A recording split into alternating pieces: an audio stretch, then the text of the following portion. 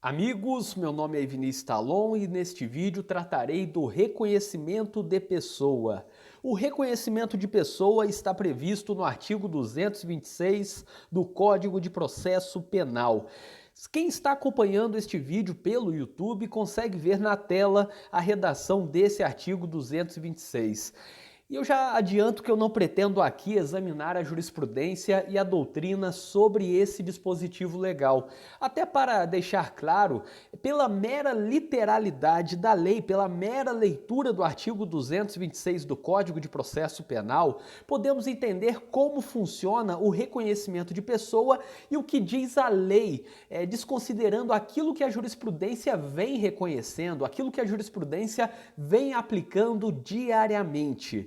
Mas apenas para não deixar sem essa explicação, que eu farei melhor em outro vídeo, destaco que a jurisprudência tem tratado esse artigo 226 do Código de Processo Penal como mera recomendação. Significa que, descumprindo o artigo 226 no reconhecimento de pessoa, não há uma nulidade absoluta. No máximo, segundo a jurisprudência, há uma nulidade relativa que, para ser declarada, precisa ser impugnada no momento oportuno, sob pena de preclusão, além de precisar demonstrar o prejuízo. Caso contrário, não há nenhuma ilegalidade na violação desse artigo 226 do Código de Processo Penal. E eu discordo dessa postura judicial.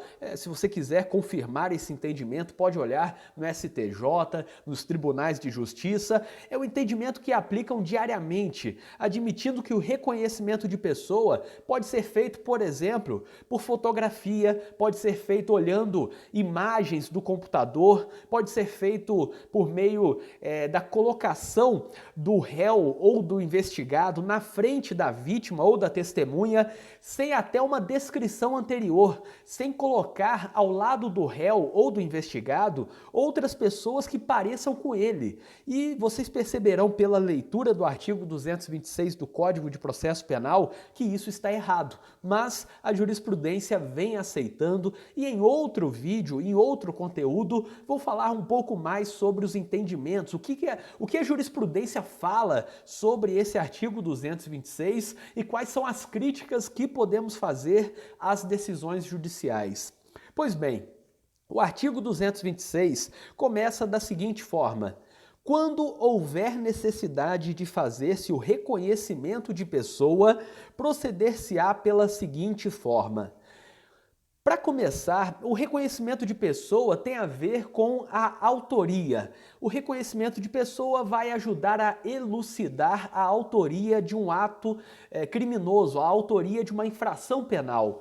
E, portanto, pode ser necessário fazer o reconhecimento de pessoa para solucionar a dúvida sobre a autoria de um fato criminoso. Além disso, observando o artigo 226 do Código de Processo Penal, podemos perceber que ele traça 4 etapas. São 4 incisos, cada inciso tem uma etapa, cada inciso tem, portanto, uma fase do reconhecimento de pessoa e, na minha opinião, nenhuma delas deveria ser afastada. Todas deveriam ser aplicadas da forma correta, como manda o artigo 226. Não podemos entender que ele é uma mera recomendação, porque esse artigo 226 existe para demonstrar a autoria.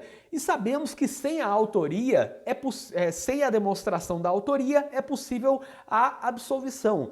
E com o reconhecimento da autoria, apontando, portanto, de forma robusta quem é o autor do crime, podemos ter uma condenação. De modo que, se esse procedimento do artigo 226 tem a ver com a demonstração da autoria, quando ele é violado, há inegavelmente um prejuízo. É um prejuízo presumido, porque violar algo que tem a ver com a demonstração da autoria aumenta consideravelmente as chances de condenação.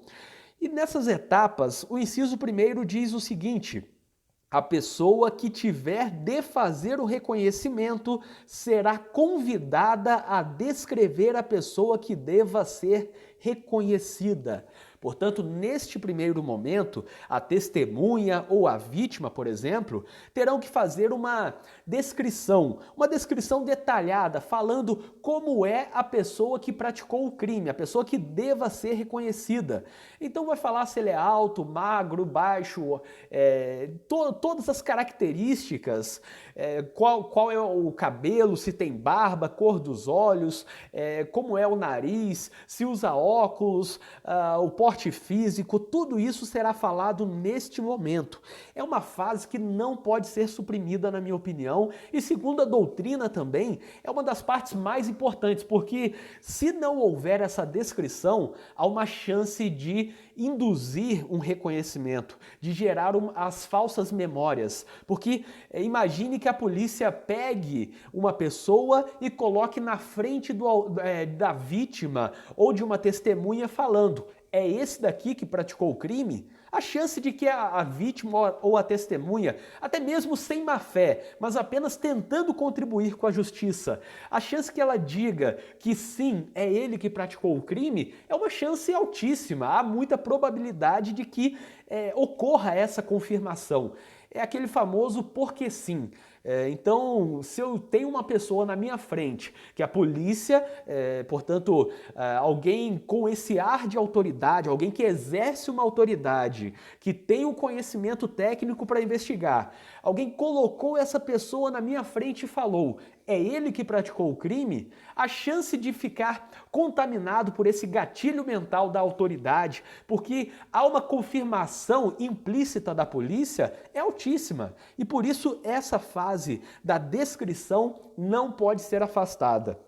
Num segundo momento, o inciso 2º diz o seguinte, o artigo 226, inciso 2º, a pessoa cujo reconhecimento se pretender será colocada, se possível, ao lado de outras que com ela tiverem qualquer semelhança, convidando-se quem tiver de fazer o reconhecimento a apontá-la. Essa talvez seja aquela fase que todos mais conhecem, que todos já viram nos filmes americanos, enfim. E é uma cena em que, basicamente, aquele indivíduo que está sendo investigado, que é o réu, ele será colocado ao lado de outras pessoas. E percebam que não há aqui uma descrição, uma quantificação, não há uma menção de quantas pessoas devem estar do lado do investigado ou do réu.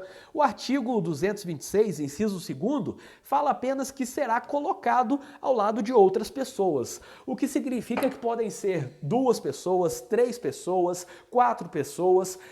A questão aqui é que o inciso 2º fala ao lado de outras, no plural, portanto. Significa que não pode ser colocado apenas do lado de uma pessoa. Aquela pessoa que deve ser reconhecida tem que ser colocada do lado de outras pessoas.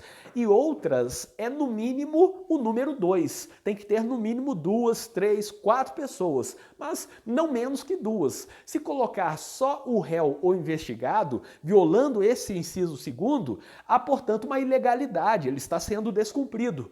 E colocar ao lado de uma pessoa também está desconsiderando o inciso 2º, que fala ao lado de outras, no plural, portanto.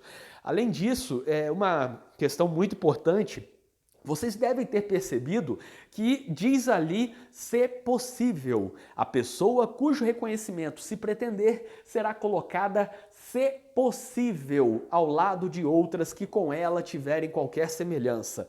Quanto à semelhança, pode ser a semelhança quanto à altura, quanto ao porte físico, quanto ao rosto, quanto a ter barba, quanto a ter cabelo, quanto à cor da pele, quanto ao jeito, quanto à cor do cabelo, o tamanho do cabelo, qualquer coisa, mas tem que ter no mínimo alguma semelhança.